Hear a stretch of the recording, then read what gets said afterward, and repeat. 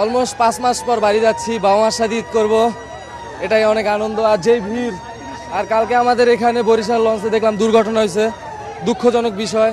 আসলে কি বলবো, দোয়া করি তাদের জন্য, আল্লাহ ব্যস্ত নসিব করুক আর সবাই সাবধানে আসবেন। বাপ মার সাথে ঈদ করার মজাটাই আলাদা। যেরকম এত উচ্ছ্বাস ভরা ভিড়, তারপরও মানুষ এই উচ্ছ্বাস ভরা ভিড়ের ভিতরে আর কি বাবা মার সাথে ঈদ করবে, তাই বাড়ি চলে যাচ্ছে। যেরকম আমি দিনাজপুর থেকে দীর্ঘ প্রায় 20 ঘন্টার মতো জার্নি করছি, মানে যানজটে পড়ে তারপরে লঞ্চে আসছি। তাও সিট পাই নাই, কেবিন পাই নাই, তাও যাতে হচ্ছে, কারণ বাবা মার সাথে আমাদের ঈদ করতে হবে, আনন্দ ভাগাভাগি করতে হবে আমাদের। তাই আমরা চলে যাচ্ছি আমাদের নিজ গন্তব্যে।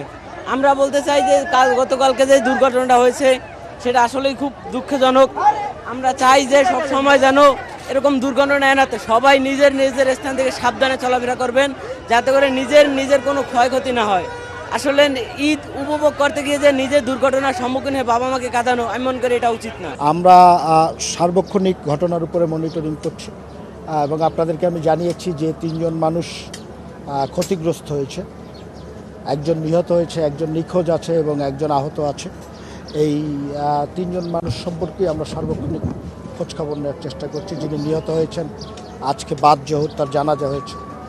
3 জন মানুষের বাড়ি আমার নির্বাচনী এলাকায়, সে কারণে আমি আরও বেশি বিষয়গুলো নিয়ে সবসময় খোঁজখবর রাখার চেষ্টা করি, না হলেও রাখতাম যেহেতু আমাদের দায়িত্ব। যিনি অসুস্থ আছেন রুবা বেগম, ভদ্রমহিলা সুস্থ আছেন, হাত এবং পায়ে ইনজুরি আছে, বাট ওনাকে আমরা ইমার্জেন্সি থেকে কেবিনে ট্রান্সফার করেছি। যতদিন পর্যন্ত না উনি সুস্থ হয় ততদিন পর্যন্ত কেবিনে উনি থাকবেন। আর যিনি নিখোঁজ আছেন, আপনারা জানেন যে আজকের দিনে সকালেও আমরা আমাদের ফায়ার সার্ভিস এবং বিআইডব্লিউটি এর 2টা আলাদা ডুবুরি দল চেষ্টা করেছে। নিহতর পরিবারকে আমরা তাৎক্ষণিকভাবে আমরা লাশটি হস্তান্তর করার জন্য তাদেরকে 50,000 টাকা দিয়েছি, শুধুমাত্র দাফন করার জন্য। আর অন্যান্য ছোটোখাটো যে খরচ আছে, যেহেতু বললাম যে অ্যাম্বুলেন্সটা আমরা করেছি, যেহেতু আমার নির্বাচনী এলাকা আমি বিষয়গুলো দেখভাল করছি। আর ক্ষতিপূরণের বিষয়টি আমরা কাগজ কলমে যতটুকু আছে সেই জায়গায় সীমাবদ্ধ থাকতে চাই না, তার বাইরেও যতটা সম্ভব আমাদের পক্ষে সম্ভব। বিশেষ করে আপনাকে আমি বলেছি যে মেয়েটি তার স্বামী হারিয়েছেন, তার শ্বশুরকেও আমরা খুঁজে পাচ্ছি না এখন পর্যন্ত। মেয়েটি যাতে একটি স্থায়ীভাবে পুনর্বাসনের ব্যবস্থা হয়, সেই ধরনের কিছু করার আমরা চেষ্টা করব।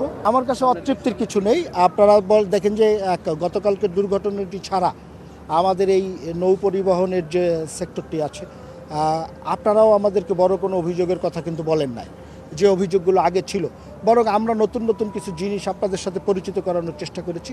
আর আজকে সারাদিনে যেটি আমি কনফার্ম করার চেষ্টা করেছি, দেখেন আমাদের চেষ্টা উদ্যোগ, মন্ত্রণালয় কর্মকর্তা কর্মচারী, আইনশৃঙ্খলা বাহিনী যেমন কাজ করবে, তেমনিভাবে সাধারণ মানুষকেও আমরা অনুরোধ করব আপনাদের মাধ্যমে, তারাও যেন একটু সচেতন হয়, তারাও যেন তাদের জীবনের প্রতি একটু যত্ন নেয়। এখন পর্যন্ত একজন প্যাসেঞ্জার আমাদের কাছে কমপ্লেন করে নাই যে তার কাছ থেকে বেশি ভাড়া নেওয়া হয়েছে।